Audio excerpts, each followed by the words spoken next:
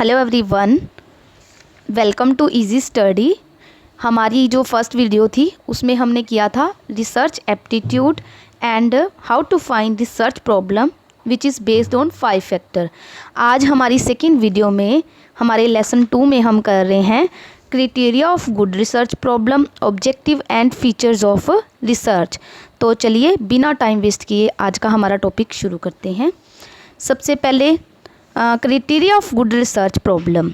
सबसे पहले ये हमें देखना है जो हमारी रिसर्च प्रॉब्लम है वो कैसे गुड होगी, उसका क्या क्राइटेरिया होगा। सबसे फर्स्ट पॉइंट है हमारा, देखिए इंटरेस्टिंग। हमारी जो रिसर्च है इंटरेस्टिंग होनी चाहिए। अगर इंटरेस्टिंग होगी, इंटरेस्ट लेकर हम करते हैं कोई भी काम तो वो अच्छे से होता है। Another point is innovative. कुछ नया उसमें हमने नए फैक्ट उसमें ढूंढने होते हैं, फाइंड आउट करने होते हैं, इसलिए वो इनोवेटिव होनी चाहिए। अगर हम उस रिसर्च तभी सक्सेसफुल होगी, अच्छी होगी, गुड रिसर्च तभी मानी जाएगी अगर हम उसमें कुछ इनोवेटिव कर रहे हैं। इकोनॉमिकल होनी चाहिए। इकोनॉमिकल होने से मतलब है जो हमारे बजट में होनी चाहिए, इसमें बहुत ज़्यादा कॉस्ट हमारा नहीं पड़ना चाहिए। उसके बाद नेक्स्ट पॉइंट है हमारा बेनिफिशियल। जो रिसर्च है हमारी बेनिफिशियल पर्पस के लिए हमें करनी चाहिए। ये नहीं है कि हमने जो रिसर्च किया है उसका हमारी सोसाइटी को, मैनकाइंड को या किसी टाइप का कोई बेनिफिट ना हो। टाइम लिमिट लास्ट पॉइंट हमारा जो है, जो हमें हमारी रिसर्च को गुड बनाता है वो है टाइम लिमिट। जो रिसर्च है बहुत ज़्यादा ऐसे नहीं होनी चाहिए कि बहुत ज़्यादा टाइम टेकन करे। जो टाइम लिमिटेड होना चाहिए। जैसे मान लो हमें किसी चीज़ का प्रॉब्लम है, जैसे मान लो हमारी कंट्री में ये प्रॉब्लम है कि पॉपुलेशन बढ़ती जा रही है लेकिन जो क्या प्रोडक्शन है हमारी कम है, तो हमने रिसर्च करना है ऐसे मेथड्स एग्रीकल्चर के जिससे हमारा जो प्रोडक्शन है फास्ट हो जाए और हम अपनी जो प्रॉब्लम है प्रोडक्शन की उसको ख़त्म कर दें। लेकिन ये तो नहीं है ना कि हम उसके ऊपर 5-7 साल ज़्यादा से ज़्यादा टाइम उस पर वेस्ट करें रिसर्च पे और हमारा कोई रिज़ल्ट भी ना निकले। तो टाइम लिमिट होना चाहिए कि जल्दी से जल्दी हमें उसका सल्यूशन मिलना चाहिए। देखिए आगे हमारा है रोल एंड ऑब्जेक्टिव, या आप इसको बोल सकते हैं एम। जो रिसर्च है, रिसर्च को करने का क्या ऑब्जेक्टिव है, उसके क्या रोल हैं, रिसर्च आज के टाइम में हमारे लिए क्या रोल प्ले करता है और उसके क्या ऑब्जेक्टिव है, एम है, रिसर्च क्यों किया जाता है। देखिए सबसे पहले फर्स्ट पॉइंट हमारा आता है special role in solving various problem industry. जैसे कि मैंने आपको रिसर्च के मीनिंग में ही बताया था कि जो प्रॉब्लम्स को सोल्यूशन के लिए हम रिसर्च करते हैं। अगर हमारी कुछ प्रॉब्लम्स हैं उनके सोल्यूशन के लिए हम क्या है रिसर्च करते हैं।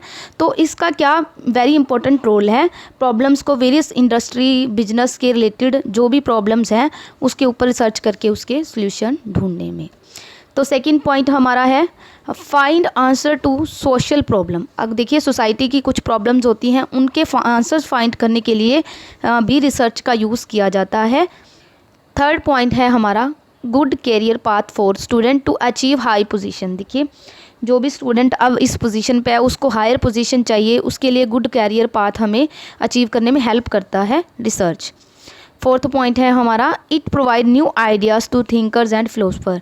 जो फिलोसफर हैं हमारे थिंकर्स हैं, जो न्यू पॉलिसीज़ अपनाते हैं उनके लिए उनको क्या है न्यू आइडियाज़ प्रोवाइड करता है। नेक्स्ट देखिए हमारा पॉइंट है fifth point, help to formulate government policies. Government अगर अपनी कोई पॉलिसी बनाती है तो ऐसे ही नहीं बना देती, पहले उस पे जो उस टॉपिक पे रिसर्च किया जाता है, जो पॉलिसी बनाई जाती है रफली उस पे रिसर्च किया जाता है, उसको टेस्ट किया जाता है, उसके बाद ही जो गवर्नमेंट है पॉलिसीज़ बनाती है अपनी। तो ये हमारी रिसर्च है जो पॉलिसीज़ बनाने में गवर्नमेंट को हेल्प करती है, रिसर्च के बेस पे ही डिपेंड करता है। सिक्स्थ पॉइंट है हमारा to analyse performance of student की जो परफॉर्मेंस है एनालाइज करने में भी रिसर्च का रोल है। सेवन्थ पॉइंट है हमारा to find ways of remedial measure for improvement के लिए हमें जो मेज़र चाहिए उनकी रेमेडी भी रिसर्च प्रोवाइड करता है।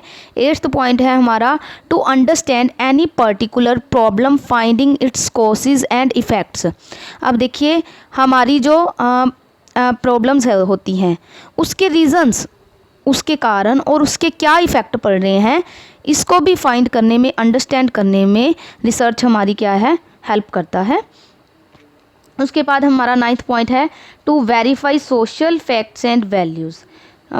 देखिए रिसर्च का मतलब क्या है, वेरीफाई करना, टेस्ट करना, चेक करना। अब क्या है, जो सोशल हमारे फैक्ट्स हैं और उनके जो वैल्यूज़ हैं उनको भी वेरीफाई करने के लिए रिसर्च का यूज़ होता है। 10th पॉइंट हमारा, नेक्स्ट पॉइंट है हमारा to examine different aspect of life. हमारी लाइफ के कितने सारे एस्पेक्ट्स हैं उनको भी एग्जामाइन करने के लिए रिसर्च का यूज़ होता है। पॉइंट है हमारा to develop new policies. New policies बनाने के लिए रिसर्च की जाती है। रिसर्च के बेस पर न्यू पॉलिसी बनती है। अगर मान लो कोई हम किसी टॉपिक पे रिसर्च कर रहे हैं तो उसके बेस पे जो हम अपने न्यू फैक्ट फाइंड करेंगे वो हमारे हम अपने उसके ऊपर प्रिंसिपल्स बना सकते हैं, डेवलप कर सकते हैं। 12th पॉइंट है हमारा टू फॉर्मुलेट थ्योरीज़। देखिए थ्योरीज़ वेरी इंपॉर्टेंट। थ्योरीज़ क्या होती हैं, रिसर्च के बेस पर ही बनती हैं। जब हम अपनी रिसर्च के किसी टॉपिक पे अगर हम रिसर्च कर रहे हैं तो उस टॉपिक के रिलेटेड हम थ्योरीज़ क्रिएट करते हैं। नई नई रिसर्च होती हैं तो नई नई थ्योरीज़ बन जाती हैं, पुरानी मॉडिफाई हो जाती हैं। अब आते हैं कंक्लूज़न पे। There are many ways of collecting information and finding answer to your questions. अब ये कहते हैं कि हमारे पास बहुत वेज़ हैं इन्फॉर्मेशन कलेक्ट करने के, डाटा कलेक्ट करने के और हमारे क्वेश्चंस के आंसर फाइंड करने में। तो रिसर्च क्या है, रिसर्च उनमें से ही एक है। Research is one way of them. Research has many application in every field of today's life. तो कंक्लूज़न क्या कहता है हमारा कि रिसर्च जो है वेरी इंपॉर्टेंट है आज की लाइफ में। हर फील्ड में, हर एस्पेक्ट में रिसर्च यूज़ होती है। अब बातें हैं फीचर्स पे। रिसर्च के क्या फीचर्स हैं, क्या करैक्टरिस्टिक्स हैं।